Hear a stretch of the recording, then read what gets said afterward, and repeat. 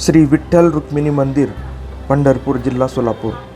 आणि मित्रांनो, पंढरपूर या ठिकाणी मुसळधार पावसाला सुरुवात झालेली आहे. समोर चंद्रभागा नदी, सुंदर असं वातावरण पंढरपूरमध्ये आज निर्माण झालेले मित्रांनो.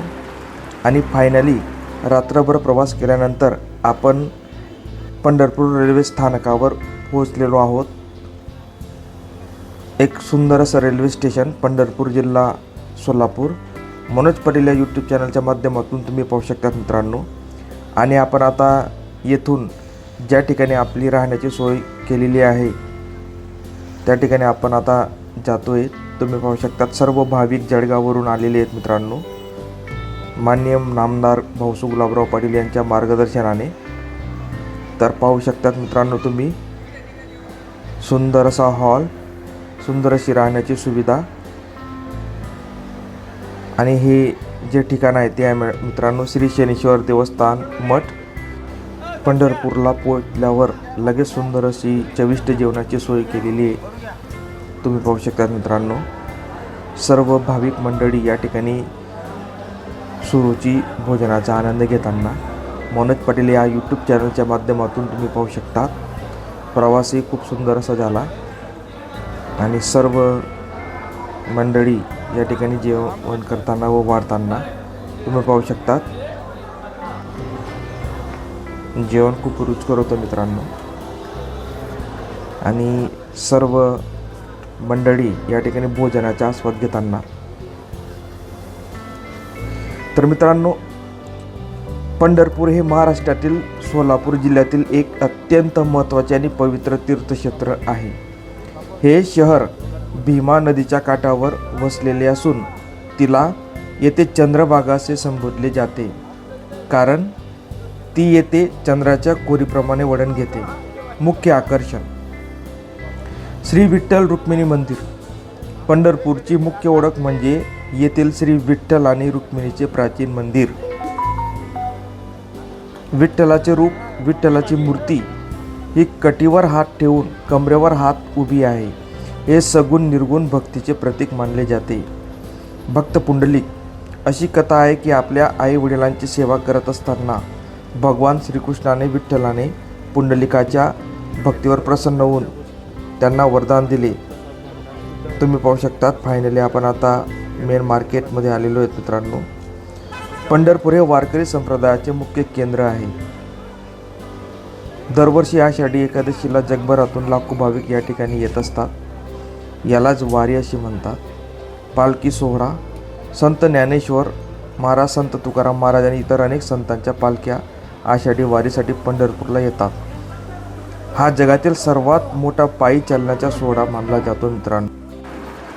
तर मित्रांनो, समोर आहे चंद्रभागा नदी आणि पंढरपूर या ठिकाणी खूप जोरदार पावसाला सुरुवात झालेली आहे. तुम्ही पाहू शकता मित्रांनो. पाऊस जास्त असल्यामुळे आपण या ठिकाणी थांबलेलो आहे. सांस्कृतिक महत्त्व.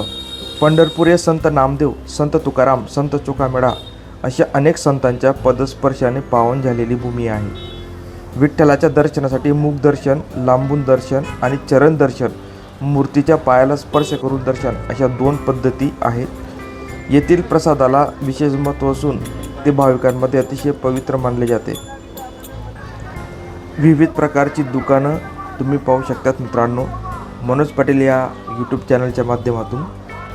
विशेष म्हणजे थोड्या वेळापूर्वीच पंढरपूर या ठिकाणी मुसळधार पाऊस झाला आणि त्यामुळे सर्व चिखल या ठिकाणी निर्माण झालेला आहे. तरीही भाविकांची जी गर्दी आहे मित्रांनो ती तुम्ही पाहू शकता खूप मोठ्या प्रमाणावर झालेली आहे. आणि समोर श्री संत ज्ञानेश्वर महाराज मंडप. संत तुकाराम महाराजांचे अत्यंत प्रसिद्ध आणि मनाला भुरळ पाडणारा एक अभंग खालीलप्रमाणे आहे. रूपे सुंदर सावडा गमाये, सुखाची या राशी विठोबा माझा. उभा विटेवरी कटेवरी हात, विटेवरी शोभत कटेवरती. तुका म्हणे माझा स्वामी कृपावंत, पतित पावन तोची एक. तर मित्रांनो, सुंदर अशी पंढरपूर नगरीचं दर्शन मनोज पाटील या यूट्यूब चॅनलच्या माध्यमातून तुम्ही करतायत मित्रांनो. व्हिडिओ आवडल्यास व्हिडिओला लाईक, शेअर आणि मनोज पाटील या चॅनलला नक्की सबस्क्राईब करा ही नम्र विनंती. आता पुढे आपण चंद्रभागा नदीवर जाणार आहेत मित्रांनो थोड्या वेळातच.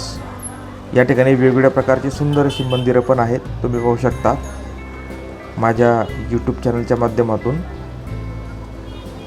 दूरदूरून या ठिकाणी भाविक दर्शन घेण्यासाठी येत असतात मित्रांनो. श्री विठ्ठल रुक्मिणी मंदिर, सुंदर असं मंदिर तुम्ही पाहू शकता. चला तर मित्रांनो, आता आपण जाऊयात चंद्रभागा नदीचे दर्शन घेण्यासाठी.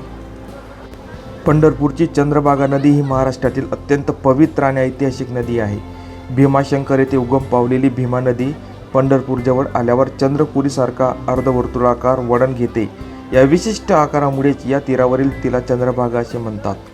वारकरी संप्रदायात या नदीला मातेचा दर्जा असून विठ्ठल दर्शनापूर्वी येथे स्नान करण्याची परंपरा आहे. वारकरी पंढरीत पाऊल ठेवण्यापूर्वी चंद्रभागेत स्नान करतात, ज्यामुळे सर्व पापे नष्ट होतात आणि पुण्य लाभते अशी भाविकांची श्रद्धा आहे. नदीजवळच प्रसिद्ध पुंडलिकरायांचे मंदिर आहे. पुंडलिकाच्या भक्तीमुळेच पांडुरंग पंढरपुरात विटेवर उभा राहिला अशी आख्यायिका आहे. आषाढी आणि कार्तिक एकादशीला देशभरातून येणारे लाखो वारकरी या नदीकाठी मुक्कामी असतात आणि चंद्रभागेचे पाणी पवित्र मानून आचमन करतात. नंतर मित्रांनो, तुम्ही पाहू शकतात आता परत आम्ही हॉलवर आलेलो आहोत आणि जेवायला सुरुवात झालेली आहे मित्रांनो.